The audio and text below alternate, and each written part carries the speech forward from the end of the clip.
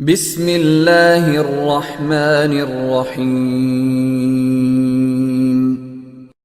السلام علیکم ورحمۃ اللہ وبرکاتہ۔ ان الحمد للہ نحمده ونستعینه ونستغفره ونستهدیه والصلاة والسلام على سید المرسلین محمد وآلہ وصحبہ اجمعین، اما بعد۔ حاضرین و ناظرین، یہ درس قرآن نمبر 391 ہے، اور آج سورۃ النساء کے صرف ایک آیت کی تلاوت و تشریح کی جائے گی۔ آیت نمبر 58 اعوذ باللہ من الشیطان الرجیم، بسم اللہ الرحمن الرحیم۔ ان اللہ یأمرکم ان تؤدوا الامانات الى اہلها وَإِذَا حَكَمْتُمْ بَيْنَ النَّاسِ أَن تَحْكُمُوا بِالْعَدْلِ إِنَّ اللَّهَ نِعِمَّ مَا يَعِظُكُمْ بِهِ إِنَّ اللَّهَ كَانَ سَمِيعًا بَصِيرًا۔ صدق اللہ العظیم۔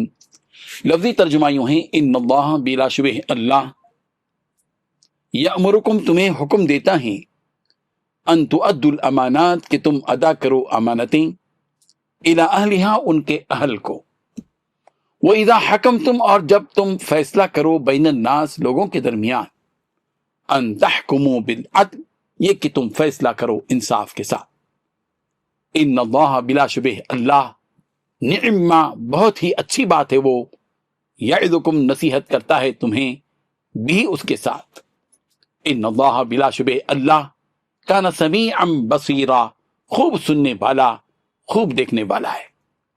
ترجمہ یوں ہے، مسلمانوں، اللہ تم کو حکم دیتا ہے کہ امانت والوں کی امانتیں ان کے حوالے کر دیا کرو۔ اب جب لوگوں میں فیصلہ کرنے لگو تو انصاف سے فیصلہ کیا کرو۔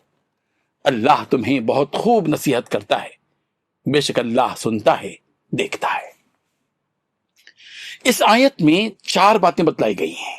پہلی بات، اللہ تعالیٰ تمہیں حکم دیتا ہے کہ تم امانتیں ان کے حقداروں تک پہنچاؤ۔ دوسری بات، جب لوگوں کے درمیان فیصلہ کرو تو انصاف کے ساتھ فیصلہ کرو۔ تیسری بات، یقین جانو کہ اللہ تعالیٰ تم کو جس بات کی نصیحت کرتا ہے وہ بہت اچھی ہوتی ہے۔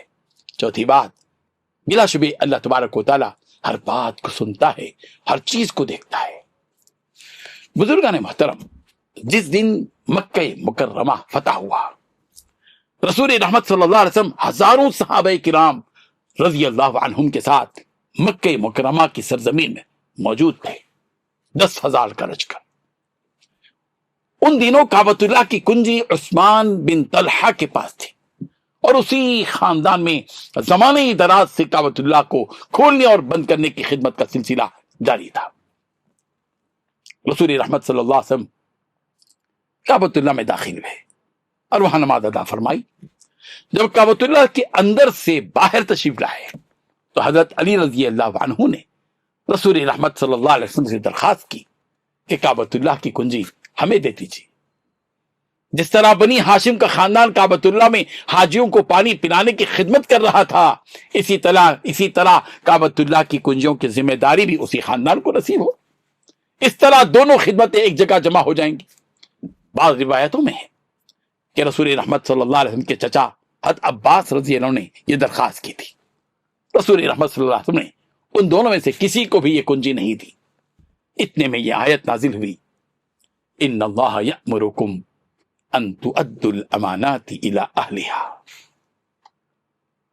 رحمان و رحیم رب ذوالجلال تمہیں یہ حکم دیتا ہے کہ تم امانت والوں کو ان کی امانتیں دے دیا کرو۔ وَإِذَا حَكَمْتُمْ بَيْنَ النَّاسِ أَن تَحْكُمُوا بِالْعَدْلِ اور جب تم لوگوں کے درمیان فیصلے کرو تو انصاف کے ساتھ فیصلے کرو۔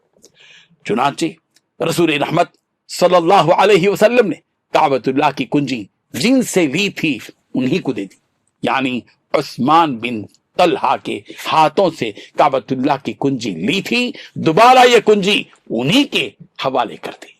نور علی نور۔ آپ صلی اللہ علیہ وسلم نے یہ بھی ارشاد فرمایا کہ خذوها یا بنی ابی طلحہ بامانت اللہ، لا ينزعها منکم الا ظالم۔ اے بنی ابی طلحہ، اس کنجی کو اللہ کی امانت کے طور پر لے لو، اس کنجی کو تم سے ظالم کے علاوہ کوئی نہیں چھینے گا، وہ ظالم ہوگا جو تمہارے خاندان سے اس کنجی کو، کعبۃ اللہ کی کنجی کو چھینے گا۔ ایک روایت میں ہے کہ آپ علیہ الصلوۃ والتسلیم نے ارشاد فرمایا، خذوها یا بنی ابی طلحہ خالدتن خالدتن، اے بنی ابی طلحہ اس کنجی کو ہمیشہ کے لیے لے لو، یہ تمہارے لیے خاندانی میراث ہے۔ چنانچہ 1500 سال گزرنے جا رہے ہیں، آج بھی یہ کنجی اسی خاندان میں موجود ہے۔ شیبی خاندان، شیبی خاندان آج بھی، مکے کے لوگ اس خاندان کو شیبی خاندان کہتے ہیں۔ اس آیت نے یہ سبق دیا ہے کہ امانت داری کا پورا لحاظ رکھا جائے اور آپسی معاملات میں کسی بھی قسم کی خیانت نہ کی جائے۔ یہ بات یاد رکھیں کہ امانت کا تعلق ایمان سے۔ رسول رحمت صلی اللہ علیہ وسلم نے ارشاد فرمایا، لا ایمان لمن لا امانت لہ، اس کا کوئی ایمان نہیں جو امانت دار نہیں۔ یہی وجہ ہے کہ آج بھی خیانت کرنے والے، دھوکہ دینے والے کو بے ایمان کہتے ہیں، بے ایمان کہتے ہیں۔ اسی لیے خیانت کو منافق کی علامت قرار دیا گیا کہ منافق وہ ہے جب اس کے پاس امانت رکھی جائے تو خیانت کرے۔ اسی طرح جب کسی کے درمیان فیصلہ کیا جائے تو جانبداری سے کام نہ لیا جائے بلکہ انصاف کے ساتھ فیصلہ کیا جائے۔ عدل و انصاف کرنے والوں کو احادیث میں خوشخبریاں دی گئی ہیں۔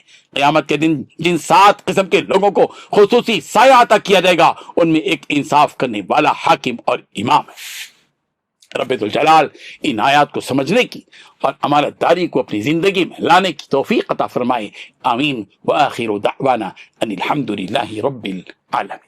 ڈیلی درس قرآن کو سبسکرائب کیجئے، اپنے تاثرات اور مشورے ارسال کیجئے اور متعلقین کے گروپ بنا کر انہیں روزانہ درس قرآن بھیجیں اور اجر ثواب پائیں۔